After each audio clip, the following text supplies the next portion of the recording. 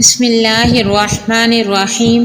السلام علیکم ورحمۃ اللہ وبرکاتہ۔ حضرت ابو درداء رضی اللہ عنہ کہتے ہیں کہ میں نے رسول اللہ صلی اللہ علیہ وآلہ وسلم کو فرماتے سنا، 3 آدمی کسی بستی یا جنگل میں ہوں اور وہ جماعت سے نماز نہ پڑھیں تو ان پر شیطان مسلط ہو جاتا ہے، لہٰذا تم جماعت کو لازم پکڑو، اس لیے کہ بھیڑیا اسی بکری کو کھاتا ہے جو ریوڑ سے الگ ہوتی ہے۔ سنن ابو داؤد حدیث نمبر 547۔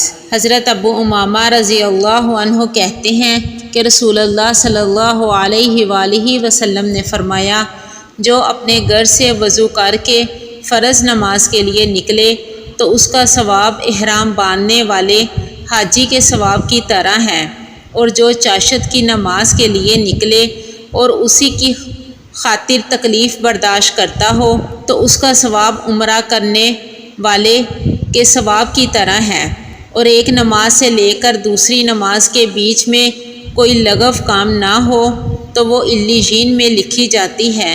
سنن ابو داؤد حدیث نمبر 558۔ حضرت سلامہ بنت حر رضی اللہ عنہا کہتی ہیں، میں نے رسول اللہ صلی اللہ علیہ وآلہ وسلم کو فرماتے سنا، قیامت کی نشانیوں میں سے یہ بھی ہے کہ مسجد والے آپس میں ایک دوسرے کو امامت کے لیے دھکیلیں گے، انہیں کوئی امام نہ ملے گا جو ان کو نماز پڑھائے۔ سنن ابو داؤد حدیث نمبر 581۔